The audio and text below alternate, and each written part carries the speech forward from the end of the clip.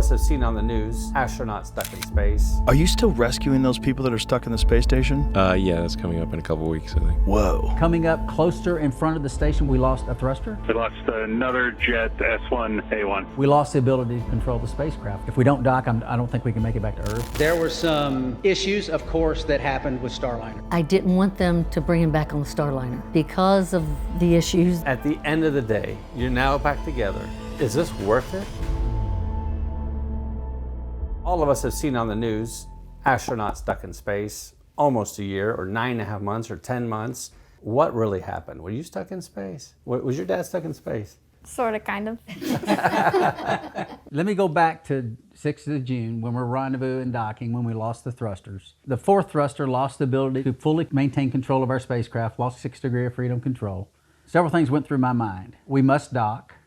I don't know why we're losing thrusters. We'll probably lose more, is my thought, which I couldn't even go forward towards the space station. That's what that failure was. I couldn't move forward at all, and I'm trying to maintain my position, manual control. If we can't dock, I'm not sure we can make it back to Earth. And of course, this is who I'm thinking of at those moments, is the family. My next thought was, if we're able to dock, I'm not sure we're going to be coming home in this spacecraft. And understanding how spacecraft come and go and keeping the space station crewed so we can continue to do the science and keep the space station active, I knew that we would be there a long time. I did not tell them that part until about a month later. And when I did tell them, this was into July, early July at this point, after we'd been on station for several weeks, that's when I finally told them, I said, the most likely scenario from this point is that it will probably be into 2025 before I'm back.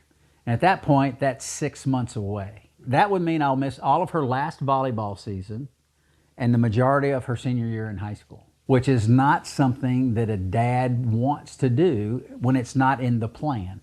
You prepare yourself mentally, emotionally, all of that, if it's in the plan. But for this to come up like this and then, boom, I'm not going to be there, all those thoughts go through our mind. So yes, there were some definitely down, bummer scenarios. Deanna, how did you handle the news once you knew your husband's not coming back in a week? I was perfectly fine with it because I didn't want them to bring him back on the Starliner because of the issues, the problems. So as long as he was on station, he was safe, so I was good. If it took months, I was good with it because, you know, they were contemplating, should we come back on the Starliner, should we not? Let's find out what's wrong with the thrusters. And I didn't want that. I just wanted him on station, be safe, and bring him back safely another way rather than Starliner. You got to realize for Darren and Logan, I've been in this position, this has been my job of astronaut their entire lives. This is all they've known. Logan doesn't remember my first launch when she got sick and caused Deanna a lot of problems with this issue. She was 2 at the time. Darren has some vague recollections of it. They both remember the second time I launched. And then this third time, of course, this is just what Dad does. But even in this last one, since it was a first flight of the spacecraft, space flight is not inherently without the potential for bad things to happen. So we talked about that. And if I don't come back for whatever reason, it was part of the discussion. This is your 3rd launch as an astronaut. And the launch we're speaking about is 2024, June, right? Correct. And this is on a first crewed flight. Darren, did this launch, did it feel like anything different, or was it only different once you found out Dad's not coming back when he planned to come back? Oh, it was definitely much different, especially because it took so long to get to the launch from when Dad was first the backup. The things that I had heard about the rocket, I was fairly nervous. There was just a different feeling around it because it was a first launch. And then when we had the 2 scrubs, it just made it a very Let me clarify a couple of things she said. So she said when I was the backup. Originally, I was assigned as the backup for the commander and pilot of the first 2 launches. So I was a backup for 4 different individuals, and I would go in if something happened to one of those crew members. Turns out the commander for the first launch stepped aside after some issues. That's when I went in as a commander of the first flight. And what she means by scrub is that the launch attempt got down to 4 minutes, and then we stopped the launch due to an issue with the rocket, and that happened twice. This was our 3rd launch attempt when we finally did launch. And because when you have a couple of scrubs on a first flight, That you can understand the apprehension. So on I think the second attempt that was scrubbed, I was there. And I remember seeing you all, and there's a timer at Kennedy. There's a timer that everybody's looking at. There's a flat Barry. I remember that. I have a picture with a selfie with Barry. If you look at it closely, that's not a 3D Barry. What happened? We get on this bus, Barry, you're giving a message on the screen, and you even shared the gospel on the screen. As we're going out, then all of a sudden, the bus stops and we're not going anywhere. And then the little rumors came. Somebody gets off the phone, don't tell anybody, but it's scrubbed. Yeah. How does that feel as family when you're prepared yourself mentally and emotionally and spiritually for this, and then scrubbed? Well, they get in the rockets so early. How early do you get in before launch? Almost 3 hours. Almost 3 hours. So we're already like in this building, sitting, watching the screen of them do all their procedures and stuff. And honestly, the first thing that went through my head was like, oh, they have to go through all this again. Like they have to suit up again and do all the procedures again.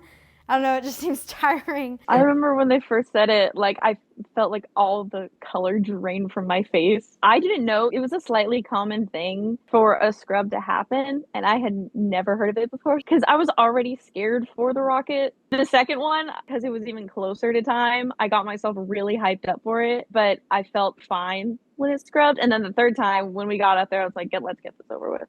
I've already done this too much.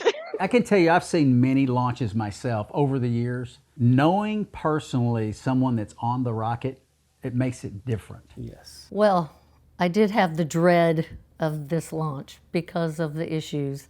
So when it scrubbed, it just built that even more because I knew they were having issues, more issues. Do y'all communicate that to dad or husband, these worries? Or do you say, I'm going to be careful what I say? I think I was careful what I said to him, and I feel like he was careful with what he said to me too. But we were honest with each other. But I'd try to give them the details of what was taking place throughout some of the delays. It was years of delays. Flying in space is very, very hard. It's very difficult. The prayer was, Lord, help us find everything that we possibly can before we launch. And for everything that we don't find, Lord, please prepare us to handle whatever happens. We found many things, and a couple of things we didn't find.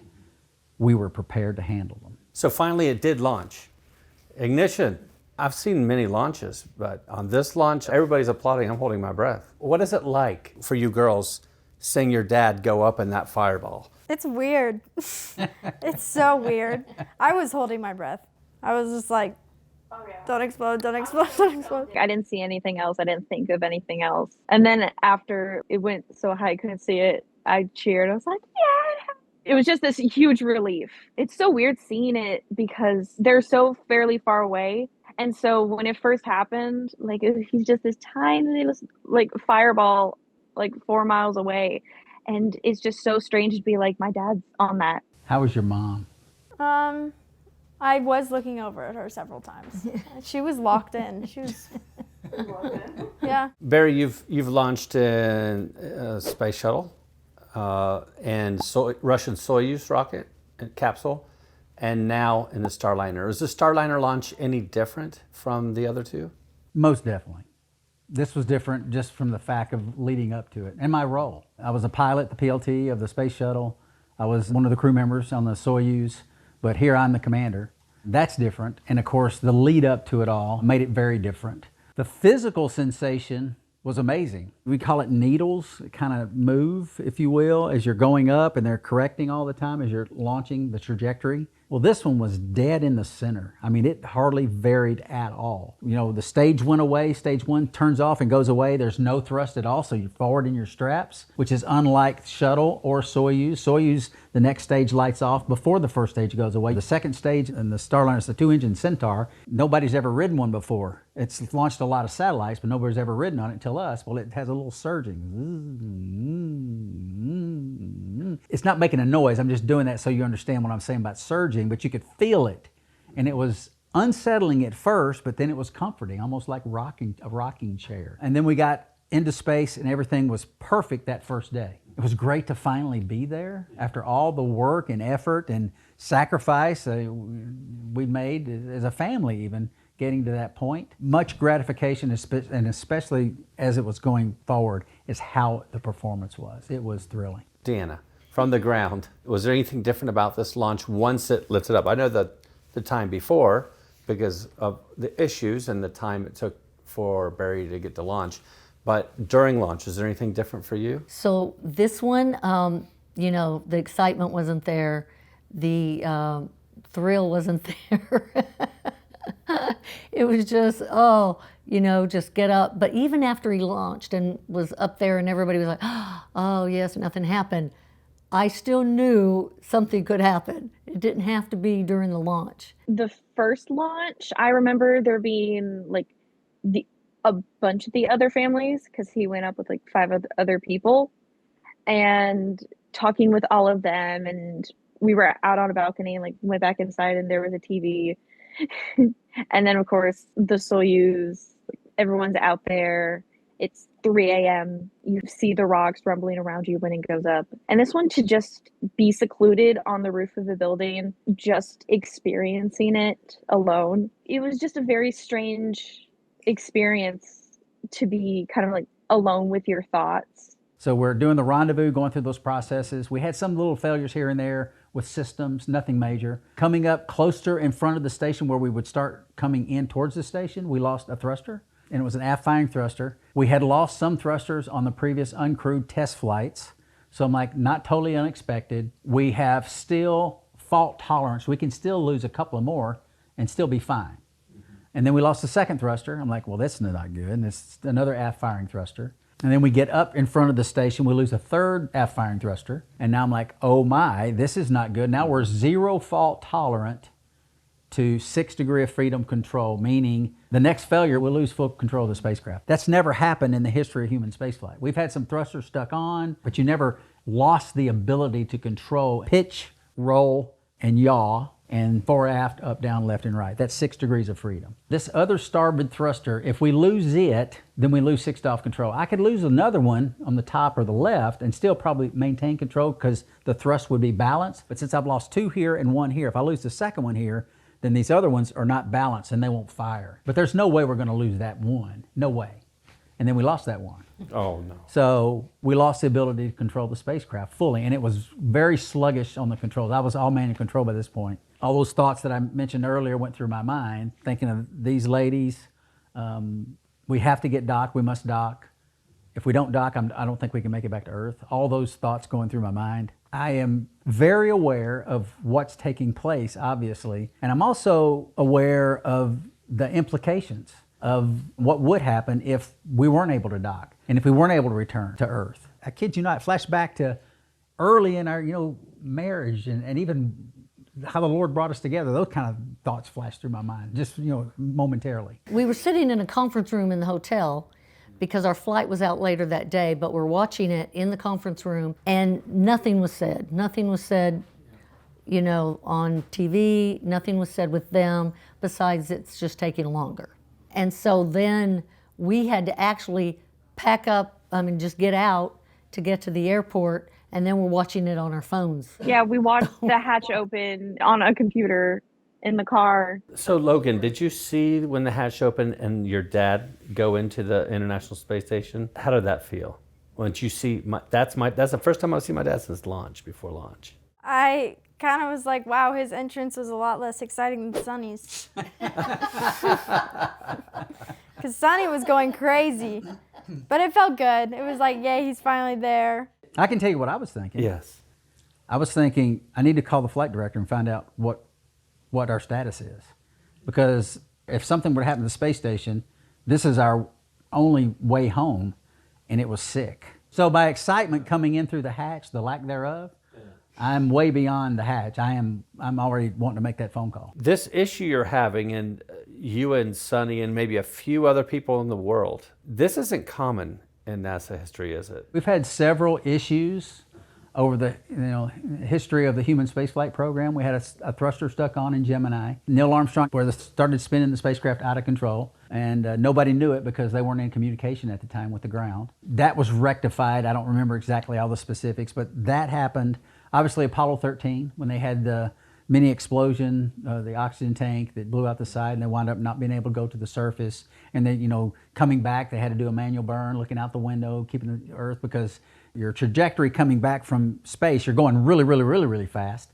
As you coming back from deep space, which is the moon, if you don't hit that angle just exactly right, if you hit it too shallow, you could skip off and keep going. If you hit it too steep, you burn up. We travel around the Earth at 17,500 miles an hour. Well, they're coming back at almost 25,000 miles per hour.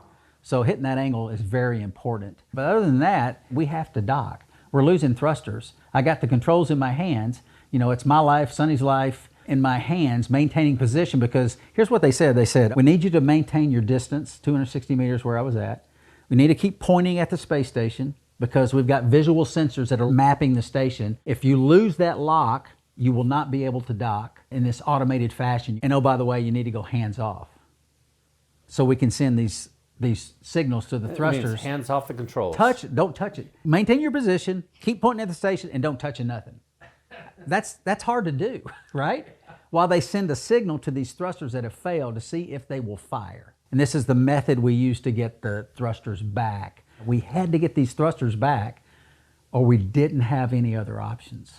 And like I said earlier, it is a lifetime of preparation. It is thousands of hours in simulators, completely prepared as much as you possibly can.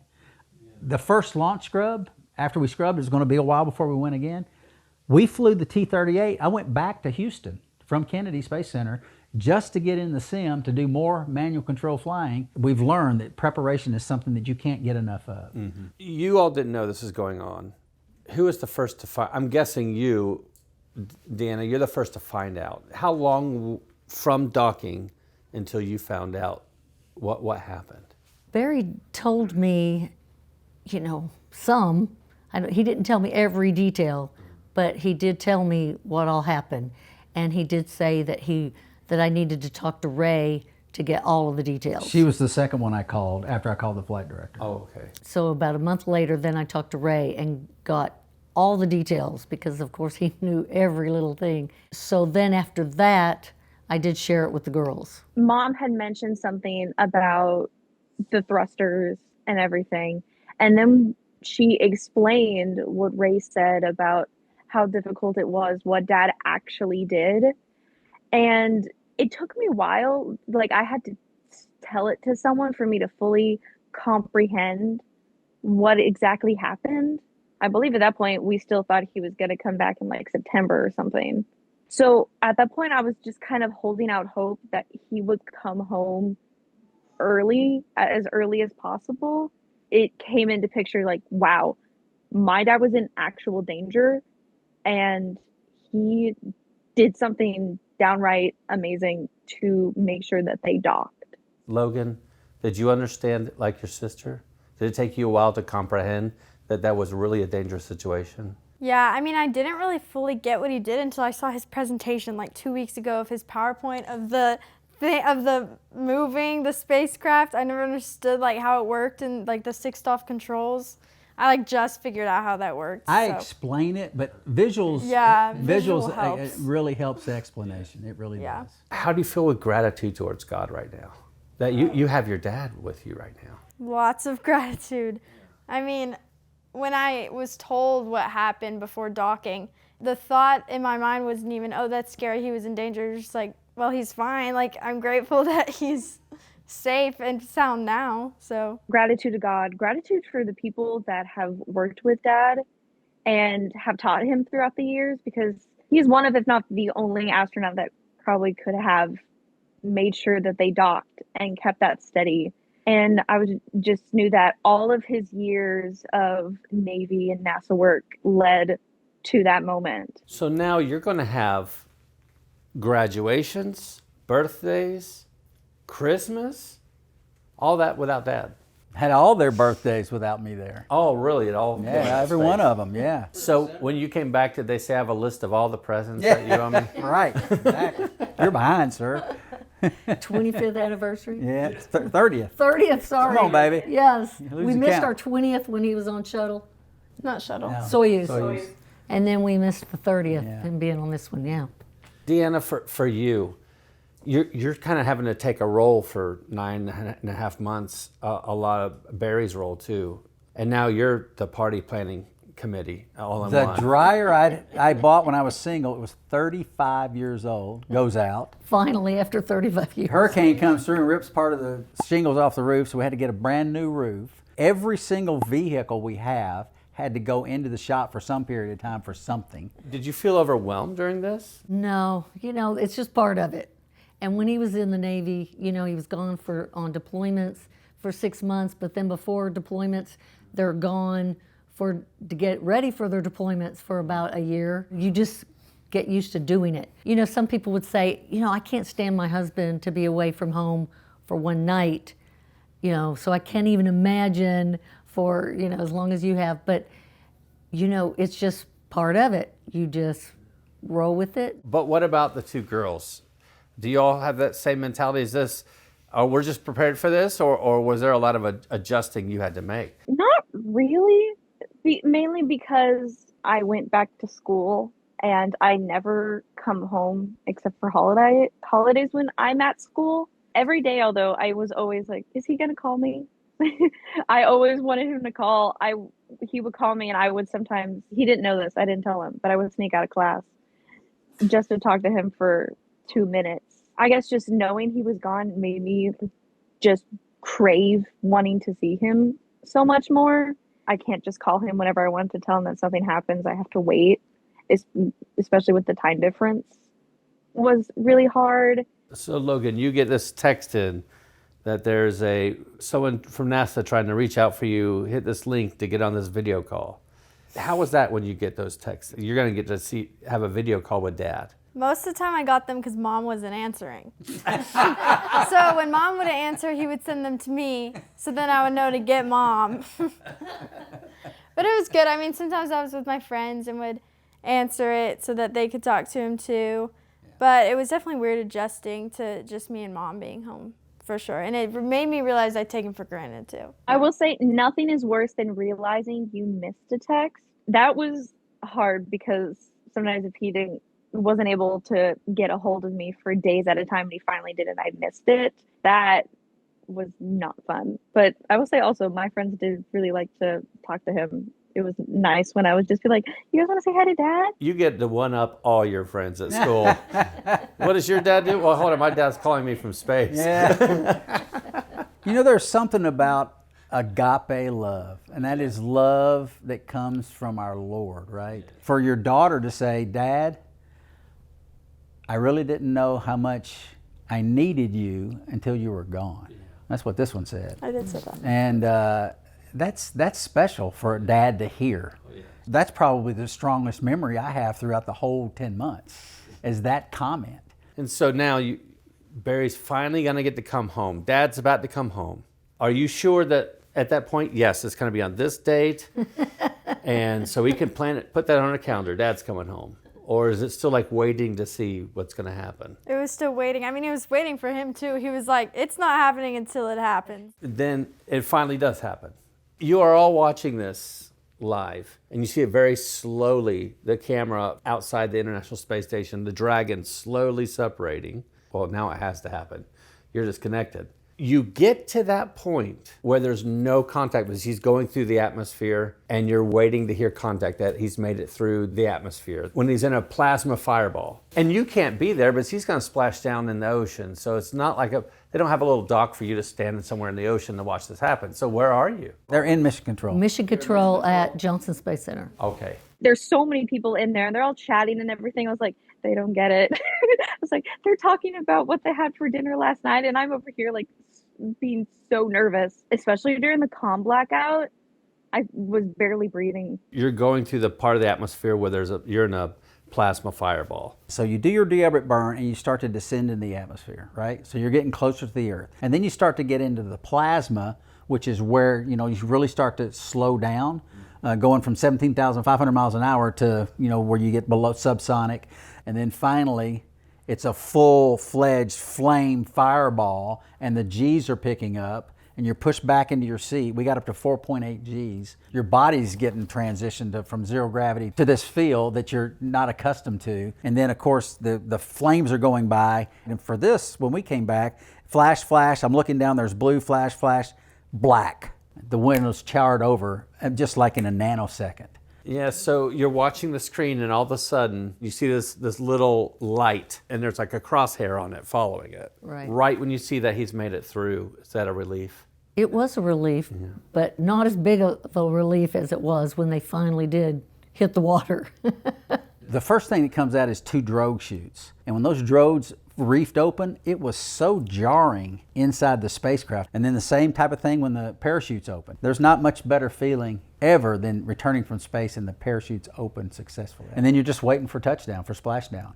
And the splashdown in a Cadillac like the shuttle landing on land, the Soyuz was like a train wreck. We hit down in permafrost when I landed in March. Not that way. This was a nice smooth land into the water, kind of cush. And then, of course, then you're bobbing. Of course, we had dolphins. We didn't know it at the time, but I've seen the video after the fact, and that was pretty special. I mean, we're 90 miles off the coast in the Gulf of America.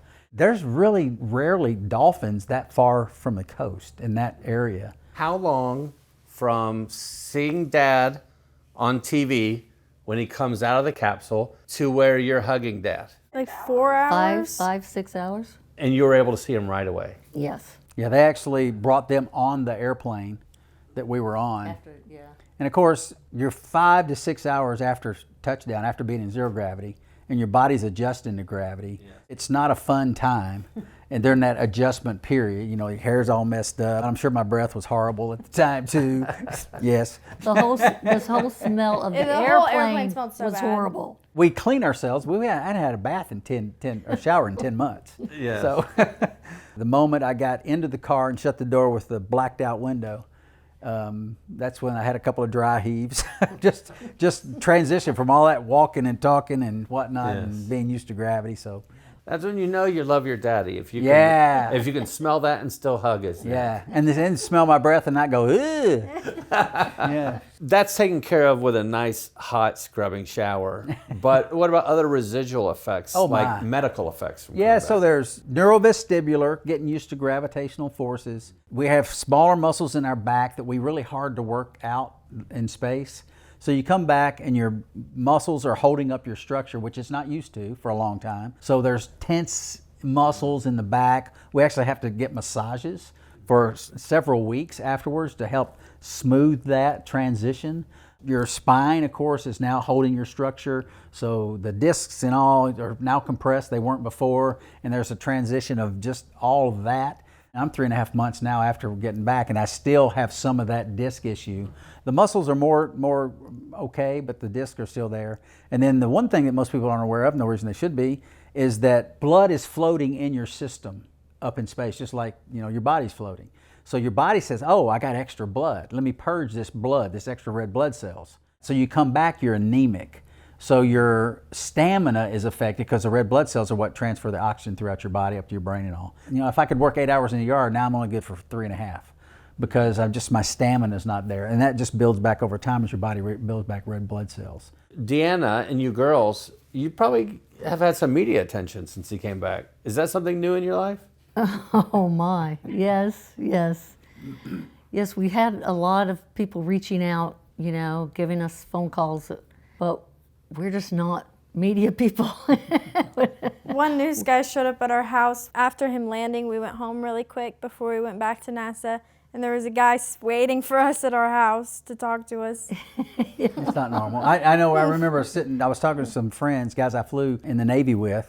We were on a Zoom call, a bunch of guys, and I'm sitting there, and I look up, it was at night, I look up, and the Fox News station was on the TV, and I look up and there's me on the TV. That's not something that you're accustomed to. Yeah. So there was that through the period, and many requests to do many various things. I was getting them every single day for quite some time. It's probably 4 or 5 a week now. We were surprised at some of the stories that went around, that they weren't really on the space station. How could they be, because they had on Santa Claus hats, that they were really in some building somewhere on Earth, and this was all just makeup from NASA and things like that. And then one woman said, I think they're really dead, and that they just won't tell us. And, and her friend is the one that they were saying it to her friend's mother, Logan's friend's mother. And she said, but my daughter has talked to Barry, online. He's not dead. She said, I just feel like it's all made up. It's all just, It's yes, AI. he's dead. Stories like that was pretty crazy. This time made me learn that there's such a lack of media literacy with space travel. The amount of videos I saw and people that came up to me just saying things that were ridiculous. It was like, oh, they're stuck inside of capsules. Like, no, they're on the space station. At the beginning of everything, they contacted Mom. But then when he was coming back, that's when they all started emailing me. Some people treating me like Dad's agent, being like, hey, can you talk to your dad about interviewing for us? So at the end of the day, at the end of all this, you're now back together. Is this worth it for NASA to continue making new spacecraft with new goals about how, going back to the moon, and there's talk about Mars? Let me ask you this question. Was God glorified in the outcome of the Tower of Babel? Ultimately, he was. Absolutely. Yes. Was the Tower of Babel right? No. It wasn't. So I think what we're doing is right. Yes. And my inclusion in the process of being an astronaut and what we're doing, we've explored throughout history.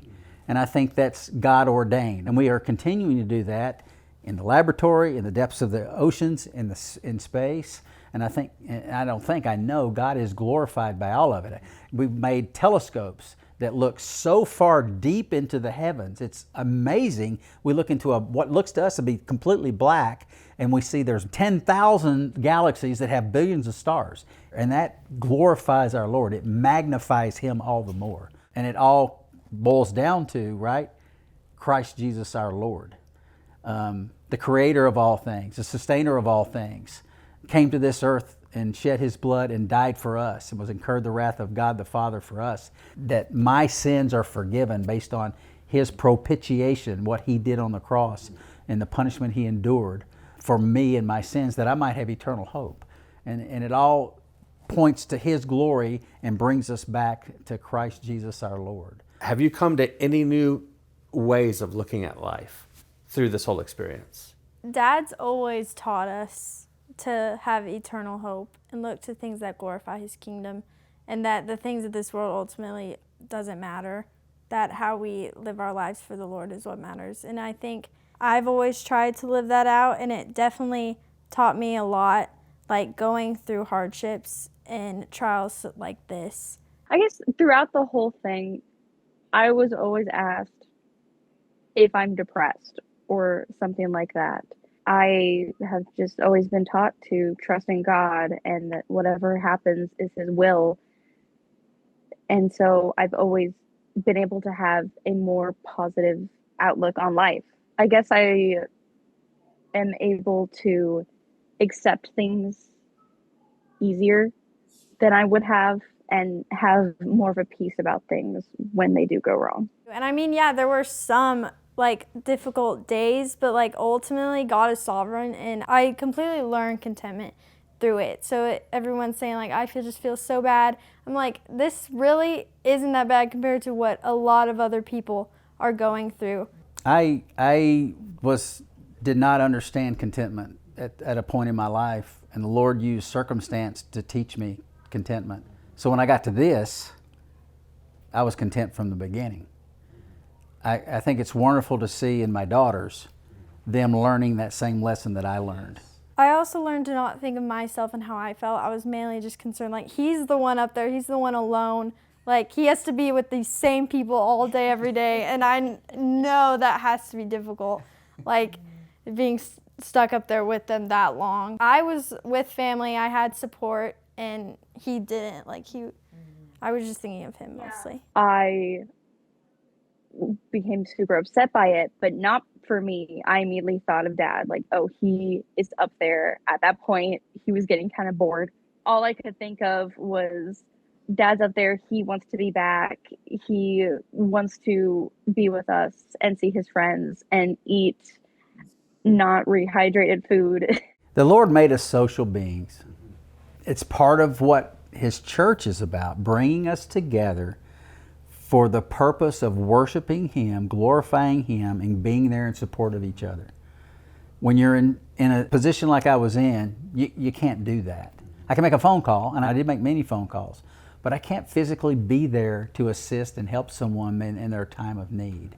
I can't be there to hug Logan's neck when she has a struggle with whatever. I did make a few phone calls. I called her, I had a discussion with her. It's hard to parent from space, Yes. but that's still a responsibility, and I take that seriously, so I did some of those things as well. But that's the thing, it's the longing to, we're social beings, to be together, again, focused around Christ and His church, and those are the things that are important and meaningful in life, in our existence here in the flesh, as we point towards that eternal hope that Logan spoke of earlier.